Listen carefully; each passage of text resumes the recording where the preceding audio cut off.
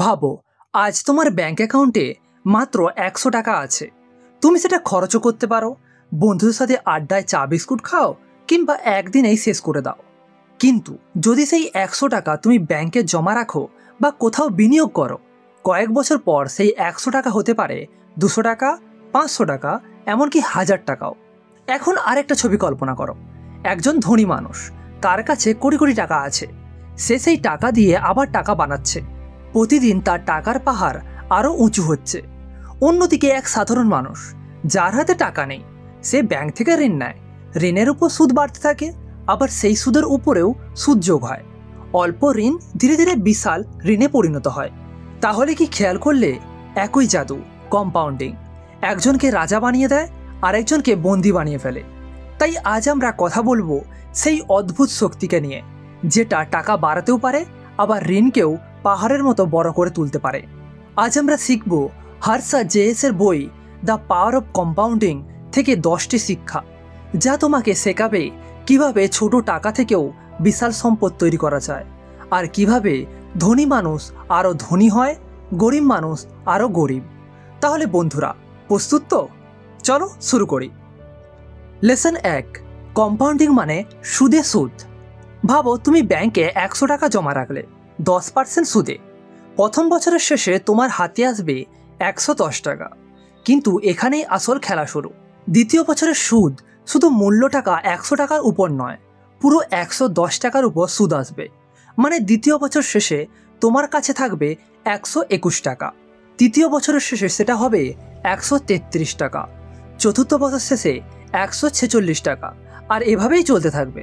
এখন তুমি হয়তো ভাবছো, আরে কয়েক টাকাই তো বাড়ছে, এর মধ্যে আবার জাদু কোথায়?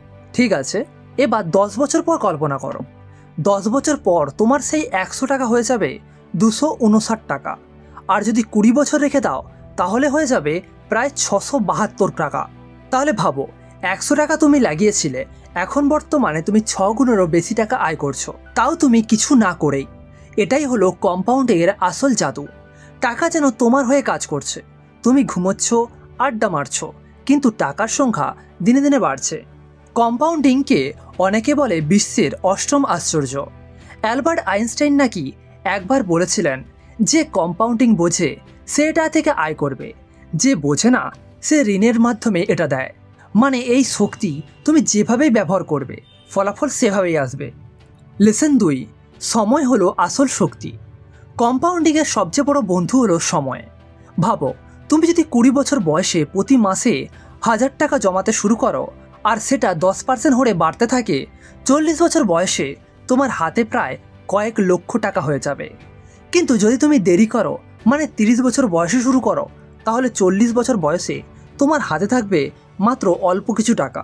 একই হারে টাকা বাড়লেও সময় কম হওয়ায় পার্থক্য হবে বিশাল। এটা একেবারে ঠিক যেমন তুমি যদি গাছ লাগাও, 20 বছর আগে লাগালে এখন সেটা বড় হয়ে গেছে, ছায়া দিচ্ছে, ফল দিচ্ছে।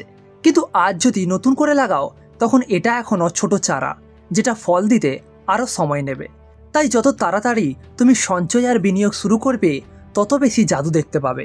সময় হলো কম্পাউন্ডিংয়ের আসল জ্বালানি। লেসন 3, ধনী আরও ধনী, গরিব আরও গরিব কেন? এবার একটা বাস্তব উদাহরণ দেই। ধরা যাক 2 জন মানুষ আছে, রাহুল আর সোহেল। রাহুলের হাতে আছে কিছু বাড়তি টাকা। সে সেই টাকা ব্যাংকে বা শেয়ারে বিনিয়োগ করলো। প্রতি বছর সেই টাকার উপর সুদ জমছে, আর সেই সুদও আবার পরের বছর আয় করছে। 10 থেকে 15 বছর পরে রাহুলের সম্পদ অনেক বেড়ে গেল। অন্যদিকে সোহেল, যেহেতু হাতে টাকা নেই, সে বাধ্য হয়ে ঋণ নিল। ধরা যাক 50,000 টাকা ঋণ নিল 15% সুদে। প্রথম বছরের শেষে তার ঋণ দাঁড়ালো 57,500 টাকা। দ্বিতীয় বছরের শেষে সেটা দাঁড়ালো 66,125 টাকা। অল্প কিছু বছরের মধ্যেই তার ঋণ দ্বিগুণ হয়ে গেল। দেখলে, একজনের টাকা দিনে দিনে বাড়তে থাকে, আরেকজনের ঋণ পাহাড়ের মতো জমে যায়। একই নিয়ম, কম্পাউন্ডিং, কিন্তু একজনকে করছে ধনী, আরেকজনকে করছে আরও গরিব। এখানেই আসে জীবনের সবচেয়ে বড় শিক্ষা, টাকার খেলা কখনো থেমে থাকে না। তুমি যদি এটাকে তোমার পক্ষে কাজে লাগাও, তুমি এগিয়ে যাবে, না হলে তুমি পিছিয়ে পড়বে। লেসন 4, ছোট থেকে শুরু করো। অনেকেই ভাবে বিনিয়োগ মানে বড় লোকেদের কাজ।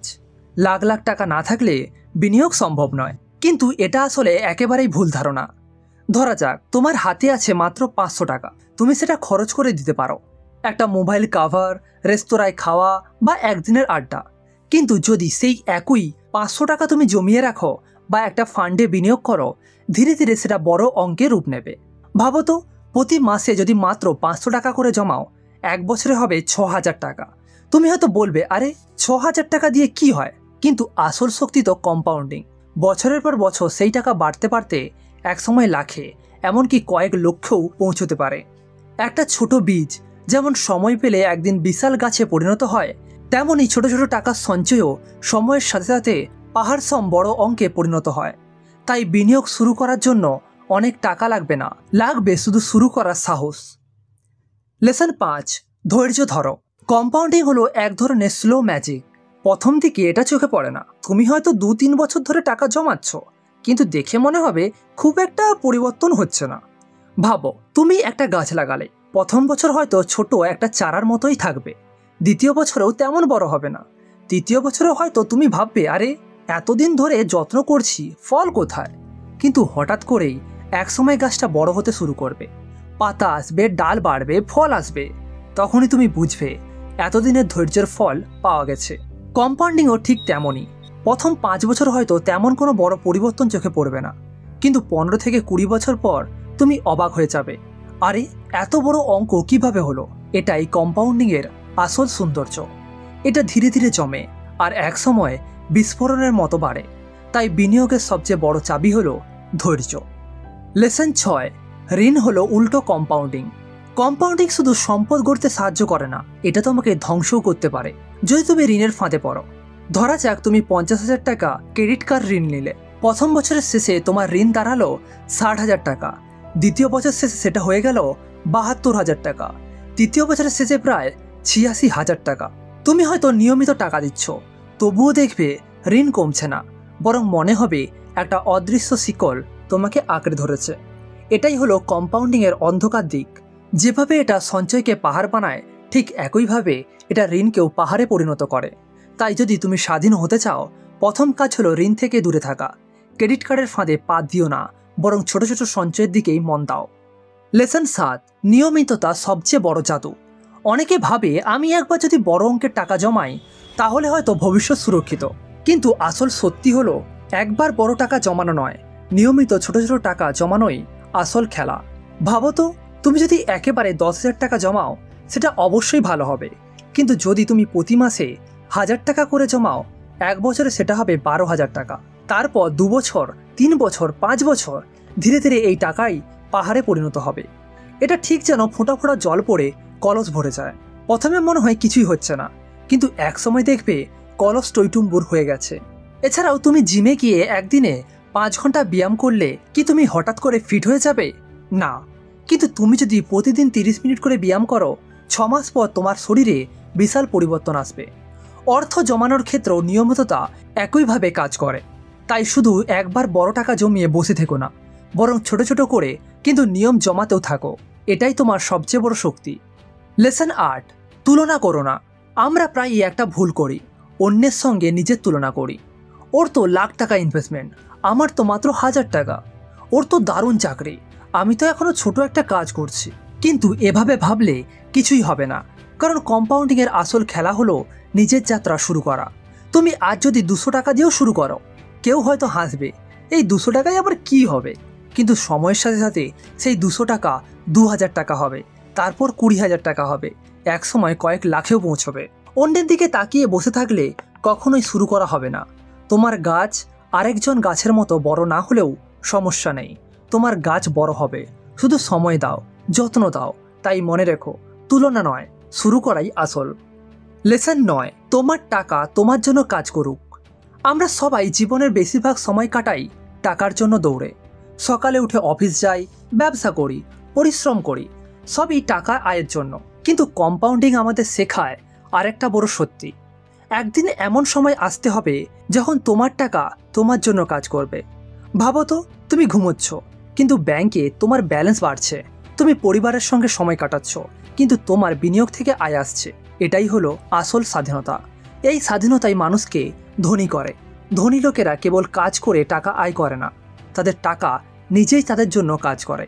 তাই শুরু থেকে লক্ষ্য রাখো, কেবল টাকার জন্য কাজ নয়, একদিন তোমার টাকাকেও তোমার জন্য কাজ করাতে হবে। লেসন 10, আজ থেকেই শুরু করো। আমাদের সবার মাথায় একটা প্রবলেম আসে, অজুহাত। আগামী মাস থেকে করব, চাকরি হলে করব, আর একটু টাকা হলেও করব। কিন্তু সত্য হলো, তুমি যত দেরি করবে তত বেশি সুযোগ হারাবে। ভাবো তো, তুমি যদি 20 বছর বয়সে 1000 টাকা জমাতে শুরু করো, 40 বছর বয়সে সেটা হবে পাহাড়সম বড় অঙ্ক। কিন্তু একইভাবে টাকা যদি তুমি 30 বছর বয়সে শুরু করো, তাহলে 40 বছর বয়সে সেই অঙ্ক অনেক ছোট থাকবে। কম্পাউন্ডিংয়ের সবচেয়ে বড় শর্ত হলো এখনই শুরু করা। তুমি হয়তো আজ মাত্র 100 টাকা দিতে পারবে, কোনো সমস্যা নেই। এই 100 টাকায় একদিন তোমার জীবনের মোড় ঘুরিয়ে দেবে। ঠিক যেমন আজ তুমি যদি একটা বীজ লাগাও, 20 বছর পর সেটা ছায়া দেবে, ফল দেবে।